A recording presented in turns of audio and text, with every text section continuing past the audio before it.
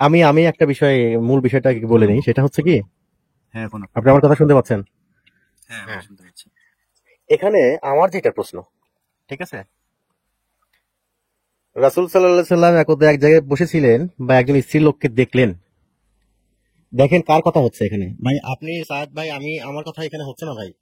এখানে পৃথিবীর সর্বশ্রেষ্ঠ চরিত্রের অধিকারী একজন ব্যক্তির কথা হচ্ছে। তিনি কোথাও ছিলেন, বসা বা দাঁড়ানো যেখানেই থাক, তিনি একজন মহিলাকে দেখলেন এবং সেটা দেখে তার মাথায় উত্তেজনা উঠে গেল। হ্যাঁ বিষয়টা নিচে খেয়াল দেখেন, করেন তাই তো আপনি ভাই। ঠিকই বলছেন, নিচে দেখেন ভাই মনের ভিতর যা আছে, এই যে কারণ তার মনের ভিতরে যা আছে তা দূর করে, ওনার মনের ভিতরে যেটা হয়েছিল সেটা দূর করে, সেটা সাহাবীদের বলতেছেন। ভাই এখানে যারা ভিডিওটি দেখতেছেন বা শুনতেছেন, আমি আবার ডিসক্লেমার দিয়ে দিচ্ছি, এখানে কিন্তু আমি আমার নবীকে ছোট করতেছি না। আমাদের নবীকে এই, মানে, আমরা ছোট করতেছি না। আমরা চাচ্ছি যে এই হাদিসটা আসলে কতটুকু তার চরিত্রের সঙ্গে যায় এটাকে উপস্থাপন করার, যে এই বিষয়, এই ধরনের হাদিস একজন পবিত্র, যিনি আমাদের সর্বশ্রেষ্ঠ মানব বা চরিত্রের অধিকারী একজন লোক, তার সঙ্গে এই চরিত্রের সঙ্গে যায় না। সুতরাং এই হাদিসটা তার নামে বানানো মিথ্যা হাদিস, আমরা মূলত এটাকে ফোকাস করতেছি। আমি কিন্তু কখনোই কোনোভাবেই নবীকে ছোট করে কথাগুলো বলতেছি না। আর যদি এরকম ঘটনা কোনোটা হয়েই থাকে, এই ধরনের ঘটনা কোথাও হয়তো ঘটছে, তিনি আমাদের নবী ছিলেন না, তিনি আরবের কোনো ব্যক্তি ছিলেন। আর আল্লাহ মোহাম্মদ রাসূলুল্লাহ, আল্লাহ প্রেরিত যিনি মোহাম্মদ, যিনি রাসূল, তিনি তার চরিত্র এরকম হতে পারে না। আমার কথা হচ্ছে এটা। কেউই, আপনারা কেউই এইটা নিয়ে ভুল বুঝবেন না, আমাদেরকেও ভুল বুঝবেন না, এবং এই হাদিসটা থেকে ভুল বুঝবেন না। আমি বারবার ডিসক্লেমার দিয়ে দিচ্ছি, কারণ হচ্ছে এইটা কিন্তু আপনার, আমাদের জন্য যতটুকু উপকারী ততটুকু ক্ষতিকর। কেউ যদি এটাকে সহি হাদিস হিসেবে এটাকেই মেনে নিতে চান, তাহলে আপনি রাসূলের চরিত্রকে ছোট করলেন। এটি আপনার জন্য একটু ক্ষতিকর। আর আমি এখানে যে উপস্থাপন করতেছি, নবীর নাম যেহেতু এখানে বলা আছে, রাসূলুল্লাহ বলা আছে, আমি সেই হিসেবেই বলতেছি, কিন্তু এইটা তার সঙ্গে যায় না। আমি সেইভাবে কথাটা বলতেছি, আপনারা ভালোভাবে বুঝবেন, ভুল বুঝবেন না কেউ, দয়া করে। আচ্ছা, আমি এখন যেটা মূল বিষয়টা বারবার বলতে চাচ্ছি, রাসূলুল্লাহ দিন একটি মহিলাকে দেখলেন এবং তাকে দেখে, রাসূলুল্লাহ না, ধরেন মুহাম্মদ বা ওই ব্যক্তিকে যাকে মিন করা হয়েছে, আমি বুঝাইতে পারতেছিলাম বিষয়টা, আমার মাথা আসলে কিভাবে উপস্থাপন করলে আমি যে কথাটাগুলো বলতেছি, এই আমি কথা বলার সাথে সাথে মনে হচ্ছে আমি বেয়াদবি করতেছি। আমার কাছে এরকম মনে হচ্ছে যে এই কথাটা যখন আমি বলতেছি যে রাসূলুল্লাহ সাল্লাল্লাহু আলাইহি সাল্লাম এক মহিলাকে দেখলেন এবং তিনি উত্তেজিত হয়ে গেলেন, ঠিক আছে, এই বিষয়টা যখন আমি বলতেছি তখন আমারই খারাপ লাগতেছে, কিন্তু এটা বাধ্য হচ্ছেই আমি এই যে এই ত্যাগের কারণে, সহিহ হাদিস সহিহ মুসলিম থেকে থাকার কারণে বলতে হচ্ছে। তাহলে কি দাঁড়ালো, দাঁড়ান দাঁড়ান তিনি, দাঁড়ান, একটু উপরে তোলেন। হ্যাঁ আপনি ঠিকই বলছেন, উপরে তোলেন। এই যে দেখেন, ওই যে কোটেশনে লেখা আছে, স্ত্রীলোকের শয়তানের আকৃতিতে আসার অর্থ হলো কুপ্রবৃত্তিকে উস্কে দেয় এবং জিনের প্রতি উৎসাহিত করে। তাহলে একটা হ্যাঁ নবীর হ্যাঁ হ্যাঁ শানে এরকম করে কথা লেখা যায়? হ্যাঁ আপনি ভাবতে ভাই, পারছেন যে আপনি বুঝতে পারছেন? নবী, নবীর বলে আবার কুপবিত্রী থাকে, তাকে আবার উস্কে দিল, সেই জন্য নবী তাড়াতাড়ি করে না, ঠিকই আছে সেটা আমাদের। সেটা সেটা হ্যাঁ সেটা ভাই কিছু আমি বলার নাই। ভাই, আমি হাদিসটা একটু হ্যাঁ আর কারেকশন কিছু দিই। বলার নাই। সাহেব ভাই, আমি একটু হাদিসটাকে কারেকশন, আমি একটু উত্তেজিত হয়ে যাচ্ছি, কিছু মনে করবেন আমি না। একটু নিচে আমি একটু একটু, পড়তো, দাঁড়ান তো। আচ্ছা করেন। জিনার প্রতি উৎসাহিত করে। আচ্ছা, এবং ৩, জিনা তথা স্ত্রী সহবাস করার আস্বাদকে স্মরণ করিয়ে দেয়, যার শয়তানি প্রভাব। ভাই, সেক্স কি খারাপ জিনিস বা যৌনতা কি খারাপ জিনিস? অন্য অন্য স্ত্রীর প্রতি যৌনতা খারাপ হ্যাঁ জিনিস, হ্যাঁ, আপনার আপনার ঠিক আছে। আপনার হ্যাঁ হ্যাঁ কিন্তু আপনার এখানে অভিযোগ মূল বিষয়টা কিন্তু শুধু এটাই, খারাপ যে বিষয় এটা না। অন্যের বিষয়, অন্যের বউকে দেখে বা অন্য কোনো মেয়েকে দেখে বিষয়টা এখানে উঠছে। আচ্ছা, আমি যেটা মূল বিষয় আবার ফিরে আসি, সাদ ভাই, সেটা হচ্ছে, মানে, একজন আল্লাহর রাসূল, হাদিস অনুযায়ী তাকে কয়েকবার সিনা চাক করা হয়েছে, তাকে পবিত্র করা হয়েছে, এটা হাদিস থেকেই বর্ণিত, ঠিক আছে। তাহলে হাদিস তার থেকে মনের বর্ণিত। মধ্যে, তার মনের ভিতরে এই যে কুপ্রবৃত্তি, এই শব্দটা তার শানের সাথে কিভাবে যায় ভাই, আপনি আমাকে বলেন। জিনার প্রতি উৎসাহিত মানে কি, তার কি তাহলে জিনার প্রতি উৎসাহ হয়েছিল ওইটা দেখে, ওই মেয়েকে দেখে তিনি কি কুপ্রবৃত্তি পড়তে পারেন, তার কুপ্রবৃত্তি কি উস্কে যেতে পারে? এটা ভাই আমি ভাই শোনেন, তিনি তো রাসূল, তার কথা বাদ দেন, আমি যদি আমার কথাও বলি, তাহলে আমিও আমার নিজের নফসকে তখনই কন্ট্রোল করে নিব, আমার বউয়ের কাছে যাইতে হবে না। বুঝতে পারছেন? তাহলে, মানে, কেমন বিষয়টা দেখেন একবার চিন্তা করে, যে একজন রাসূল, তিনি একটা মেয়েকে দেখে উত্তেজিত হয়ে গেলেন, নাকি, আমি প্রতিটা বিষয় বলতেছি, তিনি নাকি উত্তেজিত হয়ে গেলেন, এবং তিনি দ্রুত তার স্ত্রীর কাছে চলে গেলেন, তিনি তার স্ত্রীর কাছে চলে আসলেন, দ্রুত নাই যদিও, তিনি তখন তার স্ত্রীর নিকটে চলে গেলেন। ঠিক আছে, যে মহিলাটা বা তার ওয়াইফ কোনো একটা কাজে ব্যস্ত ছিল, সেখান থেকে তাকে উঠায় নিয়ে এসে তার সঙ্গে তার প্রয়োজন পূরণ করলেন। তারপর তিনি আবার ঘর থেকে বের হয়ে আসলেন। দেখেন, এইটা আসলে আমি মূল বিষয়টা কি বুঝাইতে পারতেছি কিনা আমি জানি না। এখানে আমার মূল বিষয়টা হলো, নবী একটা মহিলার দিকে এইভাবে তাকাতেই পারেন না। যদি আরো তাকায়ও গুরুত্বপূর্ণ থাকেন, বিষয়, আমি বলি ভাই, আমি শেষ করি, যদি তাকায়ও থাকেন তিনি কোনো কারণে যদি তার প্রয়োজনে তাকাতেই হয়, তাহলে কখনোই তার মধ্যে এই কুপ্রবৃত্তি উস্কে আসবে না এবং তার মধ্যে উত্তেজনা বাড়বে না। উনি এইভাবে এটা তাকাতেই পারেন না। আমি ভাই এটা আমি যতটুকু স্টাডি করতেছি বা আমি যতটুকু আমার বিবেক বলতেছে, তিনি এটা করতে পারেন না। ইতিমধ্যে ওনার 13 জন বিবি আছেনই, আছেন। মতান্তরে 13 জন, ওনার সব কয়টা আচ্ছা, সেটা থাক, কয়জনের নাম সেটা থাক, সেইটা থাক, সেটাও হ্যাঁ সমস্যা হ্যাঁ, না, সেটাই তো সেটা। বলছি, এতজন হ্যাঁ বিবি হ্যাঁ থাকার হ্যাঁ পরেও, হ্যাঁ, এটাও বলতে পারেন, এটার সাথে অ্যাড করা যায়। বিবি থাকার পরেও হাদিস বক্তা কিভাবে এই ধরনের হাদিস, এই যে কি ওনার নাম কি, আমর ইবনে আর এই হাদিসটা কত বছর পরে সংগ্রহ করা হয়েছে সেটারও কোনো ধরেন ইয়ে নেই। 200-250 বছর পর। হ্যাঁ হ্যাঁ, কার কাছ থেকে কে বর্ণনা করেছেন সেই ব্যক্তি আবার বলেছেন তাকে, তাই না? হ্যাঁ। হাদিসগুলো তো লিখিত ওই সময় হয়নি, এই ঘটনার দিনে তার হাদিস লিখিত হয়নি। আচ্ছা, ধরেন এই হাদিসটা ঠিক সহি আছে বা ঠিকই আছে, আমি না, না, এটাকে ওটা সহিহ, ওটা সহিহ। হ্যাঁ, সহি তো আছে, সহি লেখা আছে। আমি এখন হাদিসটাকে বর্ণনা করতেছি। দেখেন তো, এটা কি এইভাবে বললে কি জিনিসটা হতো, যে রাসূল সাল্লাল্লাহু আলাইহি সাল্লাম একদিন এক জায়গায় বসে আছেন, তার সামনে দিয়ে একটি মহিলা চলে গেলেন।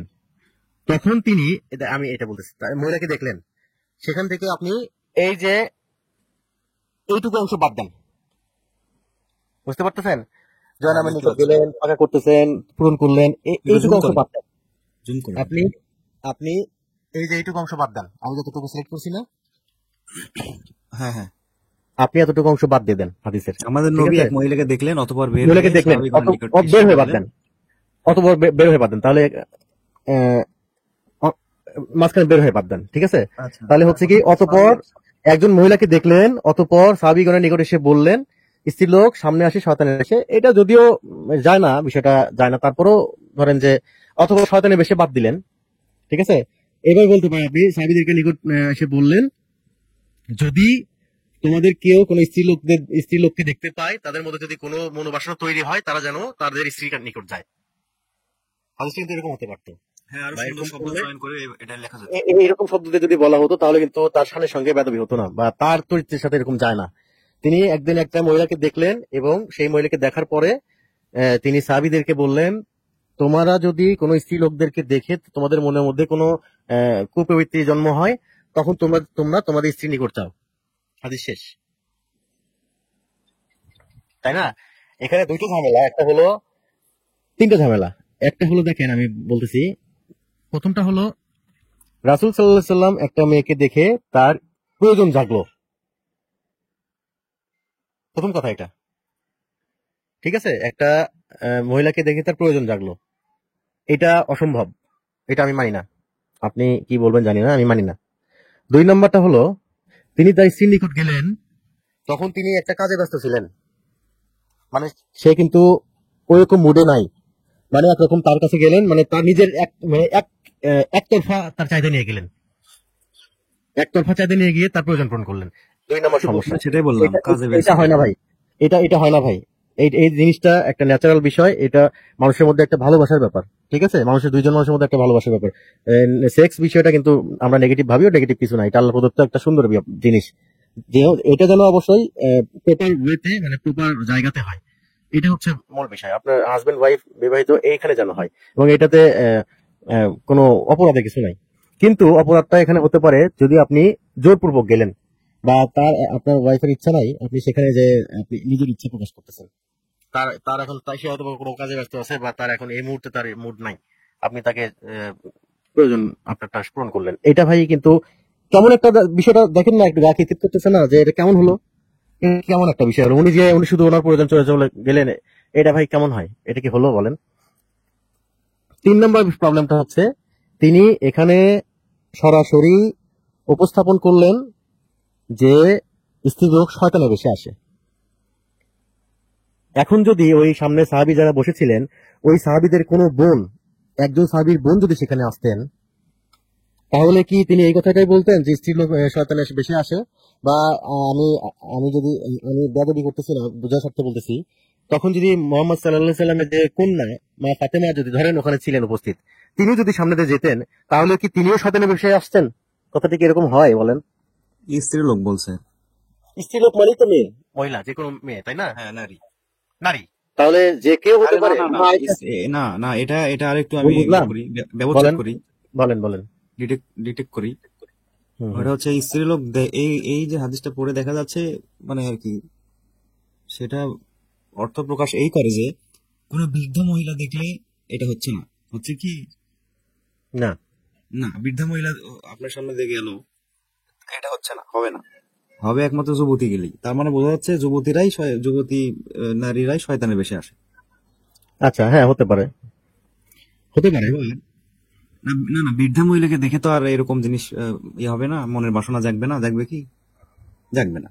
বা আহ, আরেকটা কথা এখানে আমার মাথায় ঘুরতেছে, সেটা হলো জান্নাতে যখন বাবা আদম আর মা হাওয়া ছিলেন, তখন হুম হুম শয়তান মা হাওয়ার কাছে এসেছিলেন। হুম। তো উনি তো, মানে শয়তান কি স্ত্রী লোকের বেশে ওনার কাছে, হাওয়ার কাছে আসছিলেন, মা হাওয়ার কাছে আসছেন, তা কিন্তু আসেন। তাহলে কথা, হাদিস তো পরস্পর বিরোধী হয়ে যাচ্ছে ভাই। সেটা দেখেন তো তো কেমন সেটা তো লাগে, সেটা তো হাদিসের ভিত ভিত গুলো দেখেন, হাদিস কোথায় যাচ্ছে, টিকতেছে হাদিস সেটা তো এরকম মনে ভাবে। করেন অবশ্যই সমস্যা আছে, এটা তো আমি মানে আমি বলা সেটাই অপেক্ষা রাখে না। বলতেছি, এখানে সবকিছুতেই সমস্যা। একটু একটু মাথা খাটালেই বোঝা যাবে, সামান্য একটু, বেশি কিছু করা হুম লাগবে না। হ্যাঁ। তো তাহলে দ্বিতীয়টা বলতেছিলেন যে দ্বিতীয় সমস্যা হচ্ছে স্ত্রী লোককে শয়তান বলা হুম হচ্ছে। হুম, তৃতীয় সমস্যা, হ্যাঁ। হ্যাঁ, এবার তৃতীয় সমস্যায় যান। মানে ওটা তৃতীয় সমস্যা। প্রথম ওটা কি? সমস্যা হলো, হ্যাঁ, নবী এরকম চিন্তা করতে পারেন না, একটা মহিলাকে দেখে এরকম চিন্তা করতে পারেন না, এটা তার চরিত্রের সাথে যায় না। দুই নম্বরটা হচ্ছে তিনি তার একজন স্ত্রী ব্যস্ত ছিলেন কাজে, সেখানে গিয়ে শুধু তার নিজের ইচ্ছা মতো প্রয়োজন পূরণ করে আসলেন, এটাও হয় না, সম্ভব না, এটাও সম্ভব না। তিনি ওইরকম মানুষ না। তিনি তার ভালোবাসার সাথে তার স্ত্রীদের সঙ্গে যাইতে পারেন, সেটা ঠিক আছে, কিন্তু শুধু একটা ওয়াইফ তার কাজে কাজে ব্যস্ত আছে, সেখান থেকে তাকে উঠাই নিয়ে গিয়ে তার প্রয়োজন পূরণ করলেন, এরকম এরকম হতে পারে না ভাই, এরকম হয় না, হতে পারে আচ্ছা, না। এই বাড়ির ভিতরের ঘটনা না এটা, বাইরে গেল কেন? ওগুলোতে ওগুলোতে ওগুলোতে আসলে কিভাবে যাবেন বলেন? না না, বাড়ির আপনি, ভিতরের ঘটনা আচ্ছা তো। আচ্ছা, আপনি যে চামড়া বাইরের পাকা ভিতরে, করতেছে, শোনেন আপনি ভাই, আমি বলি ভাই, আমার কথা আমি শোনেন, বলেন। বলি। চামড়া পাকা করতেছিলেন, কাজে ব্যস্ত ছিলেন, কি করতেছিলেন সেটাও ওখানে স্পষ্ট, হাদিস বেক্তা। তাহলে হ্যাঁ এই হ্যাঁ। বাড়ির কথা হাদিস বেক্তা কিভাবে পাইলো? নবী তাহলে বাইরে এসে বলতেছেন, আমি এই হলো, বাড়িতে গিয়ে দেখি আমার অমুকে চামড়া পাকা করতেছিল, আমি এই করছি। তাছাড়া সাহাবীদের কাছে আসলেন, বললেন, শুধু এইটুকু বললেন তা না, উনি যে এসে বললেন, অতঃপর তোমাদেরকে বললেন যে হ্যাঁ, অতঃপর বের হয়ে সাহাবীদের দোকানের নিকটে এসে তিনি বললেন, স্ত্রী লোক সামনে আসে শয়তানের বেশে, তোমরা এই করবে, তারপরে এই করবে, মনের ভিতরে যা আছে তা দূর করে দেয়, শুধু এইটুকু না তো, হাদিস ব্যক্তি তো চামড়া পাকার কথা বলতেছেন, তাহলে নবী আসলে মানে কথা বলা লাগবে। এইটা কি কোনো সেন্সে কাজ করতে পারে ভাই? এটা কি নবী রূপকথার গল্প এসে না? এই কথা এটা কি যদি না ফাজলামি ভাই? বলে, আপনি আপনি একবার বিষয়টা বোঝেন যে নবী এসে সর্বোচ্চ বলতে পারে যে তোমরা কোনো স্ত্রীলোক দেখলে তোমরা তোমাদের স্ত্রীর নিকট যাও। তিনি কি এসে হ্যাঁ, বলছেন যে আমার বউ জয়নাব ঘরের মধ্যে বসে থেকে পাকা করতেছিল, আমি তাকে তুলে নিয়ে গেলাম, তারপর আমি আমার প্রয়োজন সারলাম, তারপর এসে আমি তোমাদেরকে বলতেছি? এরকম কি সম্ভব? এটা কি কেউ আপনি বলবে? দুই আপনার অংশে, বউয়ের কথা আপনি বলবেন? বলেন। এই হাদিসটা দুই অংশে বিভক্ত করে দেখেন। নিচের অংশে বলা হচ্ছে তোমরা প্রয়োজন মেটাবে, সেখানে কিন্তু নবীর বয়ানে বলা নাই যে ওনার স্ত্রী চামড়া পাকা করতেছিলেন, কিন্তু উপরে কিন্তু ঠিকই বলা আছে, হাদিস ব্যক্তা বলেছেন। তাহলে নবী হ্যাঁ, এখানে বাইরে কি বলতে হয়েছে, ঘরের কথা গিয়ে বলতে হয়েছে। সাহাবীদের বলতে হয়েছে, তাহলে তাই না? তাহলে নবীর একজন নবী পত্নী, তাদের সম্মান যতটুকু বেশি, তাদের জন্য কিন্তু পাপও বেশি। ওনাদেরকে, দেখেন, আপনি এই কোরআনের আয়াতটা দেখছেন কিনা? যে ওনাদেরকে মা নবী বলে, পত্নীদের, হ্যাঁ আমি জানি, আমি পড়ছি নবী কোরআনে, পত্নীদেরকে আপনি সম্মানের সহিত মা, তাকে বলতে হবে। মা বলে তারপরে সম্বোধন করতে বলা হয়েছে। তাদের বাড়িতে যদি কোনো সাহাবীরা যাইতেন, তারা সেখানে শুধু খাওয়ার সময়টুকু খাইতে পারতেন, ওখানে একটা সাউন্ড এক্সট্রা করা তাদের রাইট ছিল না, এটা কোরআন থেকে আল্লাহ নির্দেশনা দিছে। ইভেন রাসূলের ইন্তেকালের পর তার ওয়াইফদেরকে কেউ বিয়ে করতে পারবে না, এগুলো বলা আছে। আবার রাসূলের নবী পত্নীদেরকে আল্লাহ তাআলা বলছেন এভাবে যে তোমরা আর সাধারণ মেয়ে সমান না, যদি তোমরা একটা ভুল করো সাধারণ মেয়ের থেকে, একজন স্বাধীন নারীর থেকে তোমাদের শাস্তি ডবল হবে। এরকম হাদিস তো আপনি, সরি, কোরআন আয়াত তো আপনি জানেন। আমি চাইলে রেফারেন্স দিতে পারবো। আমি যদিও কথা প্রসঙ্গে আসতেছি, আমি অতটা এই মুহূর্তে আমার এটা মনে নাই, তবে আমি সময় দিলে আমি বের করতে পারবো। তো আপনি চিন্তা করেন যে এই ধরনের কথাগুলো তাহলে কি নবী নিজেই এসে এই যে কে বললেন কথাটা, ইবনুল আলী হ্যাঁ আমর ইবনু ইবনু আলী থেকে বর্ণিত। তাহলে রাসূল সাল্লাল্লাহু আলাইহি ওয়াসাল্লাম যে কি কথাগুলো এই জাবিরকে বলছে এই কথা যে আমার ওয়াইফ ঘরের ভিতরে পাকা করতেছিল, ব্যস্ত ছিলেন? এ ভাই এটা কি বলেন ভাই, ফাজলামি, এগুলো কি ফাজলামি নাকি এখন? ফাজলামি তো ভাই। না না, এটা কি ফাজলামি? তো লিমিট থাকা উচিত ভাই। এটা তো কাকে নিয়ে ফাজলামি করতেছেন বলেন? ফাজলামিটা যে করতেছে কাকে নিয়ে করতেছেন বলেন? ফাজলামি করার লোক উনি? আপনি একটা কথা বলেছিলেন, আপনি কি আমার বন্ধু? উনি কি আমার বন্ধু? আমার বন্ধুর ঘাড়ে হাত দিয়ে আমি একটা ফাজলামি করলাম, এই বন্ধু তুই এটা কি করছিস, তোর বউয়ের সাথে এই করছিস সেই করছিস, এই শুনলাম তোর স্ত্রী পাকা করেছিল, এটা নাকি ঠিক? তো এরকম কথা তার সাথে হতে পারে?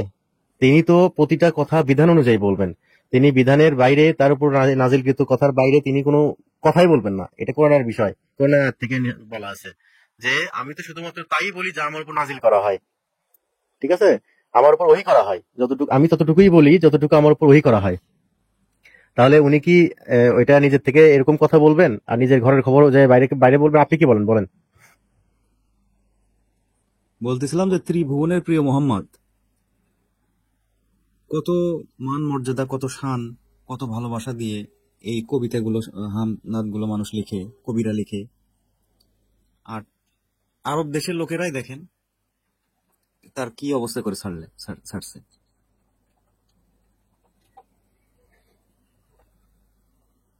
এগুলো আবার পড়ানো হয়, এগুলোর উপর আবার ডিগ্রি নাই।